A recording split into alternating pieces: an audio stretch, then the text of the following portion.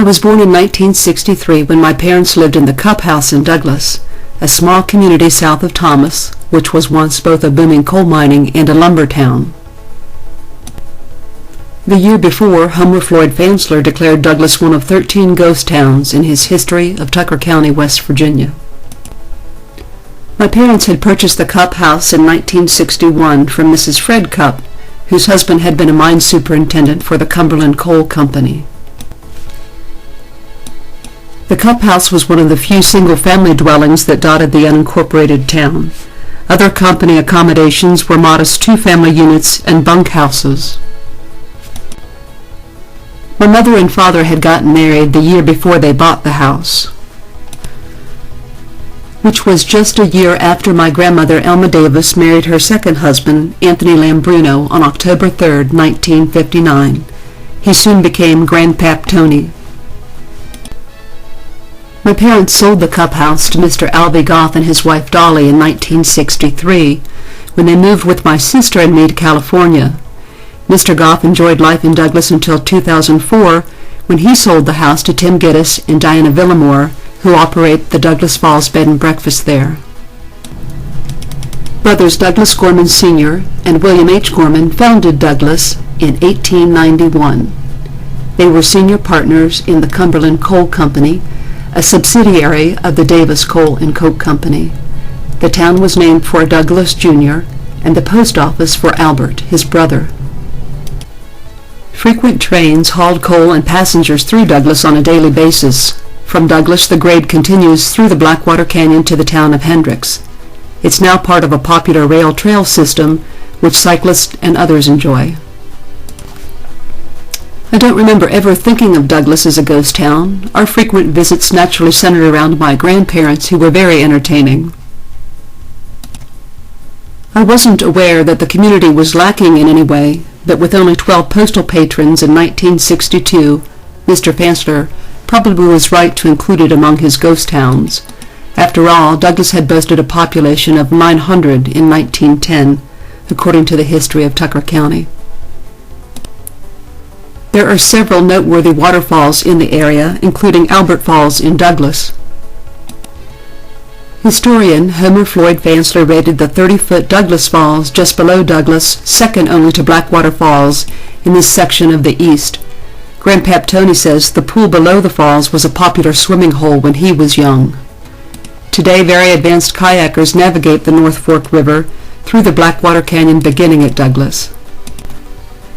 The Cumberland Coal Company began operating in Douglas in the spring of 1891 and built 45 homes, a doctor's office, 2 stores, a company office, and 3 boarding houses, according to the History of Tucker County. When the Thomas Berger & Sons Lumber Company leased the timber rights from Cumberland Coal in 1893, they built a sawmill, 15 dwellings, a store, a company office, and 3 boarding houses. Both companies had their own barn, engine house, and blacksmith shop, but one doctor provided services for employees of both operations. In 1902, Berger & Son sold the mill to Blackwater Lumber Company, which continued operations for just a year. When the mill closed, the lumber company buildings were taken over by the mines. The Babcock Lumber and Boom Company acquired the lumber operation and continued to operate at Douglas until 1912, which Fansler declared was the end of the lumber industry there. The sawmills in Douglas employed only Native Americans, according to the History of Tucker County, but the coal company employed everybody: Russians, Austrians, Germans, Polish, Irish, English, Italians, Hungarians, Lithuanians, Serbians, and Mexicans. There were 6 black families in Douglas in 1925. At least a dozen underground mines opened and closed in Douglas over the years. In addition to the underground mines, the first coke ovens were constructed in beehive fashion in 1894 along the railroad grade from Douglas to Thomas.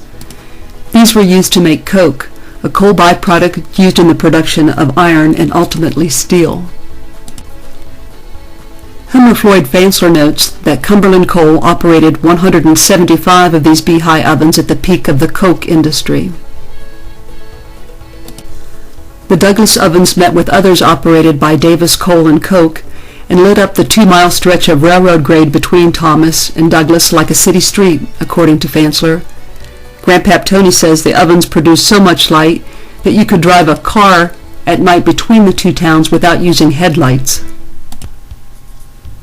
Grandpap Tony was born in 1917 to Italian immigrant parents, Maria and Nick Lambruno, who raised 9 children in Douglas.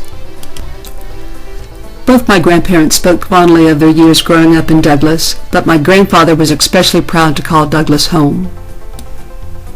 Except for a 4-year stint in the U.S. Army during World War II, Grandpap Tony spent all but the last 2 of his 94 years in Douglas. Both their fathers worked in and around the mines. Grandma's father, Samuel Davis, worked at the Cumberland Coal Power Plant that generated electricity for the mines.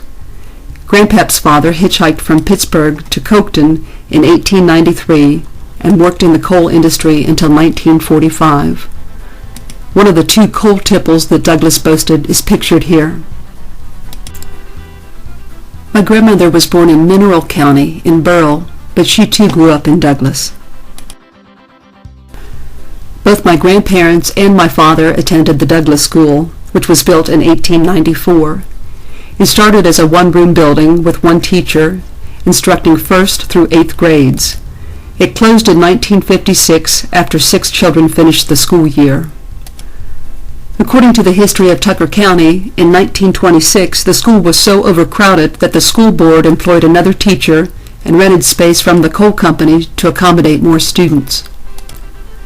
The first PTA at the Douglas School included Grandpap Tony, Antoinette Calabrese, Mary Maggs, Julia Balasone, Annie Gatinsky, Anna Cupp, Leslie Root, Alex Gatinsky, Homer Nagy, Frank Calabrese, Frida Root, Frank Smigel, Bill Hilliard, Ollie Burns, William Sigfillione, Felix Calabrese, Anna Bartkus, Marion Snyder, Roy Roby, and Lillian Ludden. Miners' first aid training was held at the Douglas School. My grandfather is pictured in the front row, 5th from the left. As kids, my sister, brother, and I enjoyed frequenting the barber shop across the street from our grandparents' home.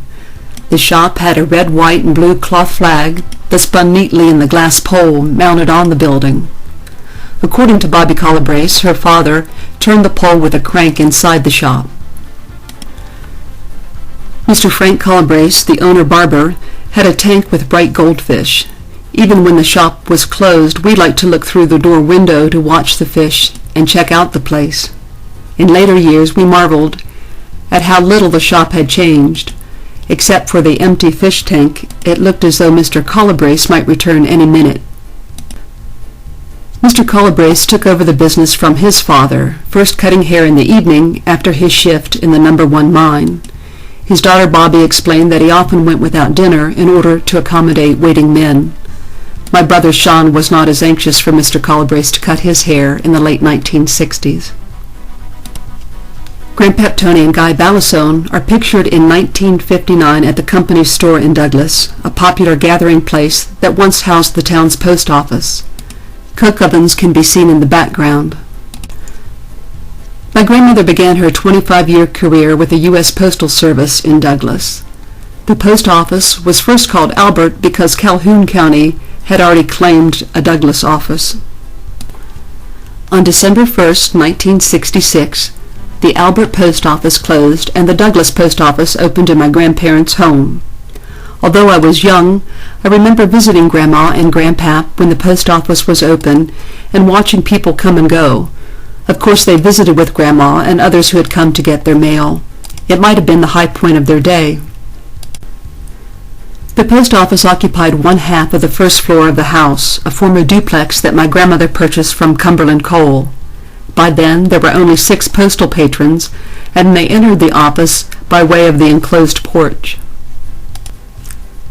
Grandma Elma is pictured in the Douglas Post Office on the last day of service, December 27, 1968.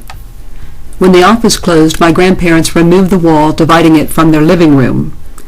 I remember taking great interest in that part of the house for a short time, but it soon became their bedroom and just a regular part of their house. Box holders in Douglas got Thomas addresses, and my grandmother went to work at the post office in Davis, eventually becoming the postmaster in Thomas, where she retired in 1985. The story that my grandmother liked to tell illustrates how things changed in Douglas during their lifetime. She explained that there were lots of children in town in those days, and they all got so excited when an airplane flew overhead that those who were inside came running out to the calls of "plane, plane." She liked to joke that in recent years she and my grandfather had started calling out to each other, "Car, car," on the rare occasion that a car rolled into Douglas. At my grandfather's urging, I moved to Douglas with my husband Jim Bazook about a year ago into my grandparents' home. We sleep in the space where the post office used to be, and we're among 13 full-time residents. Sometimes for fun, we call to one another, "Car, car."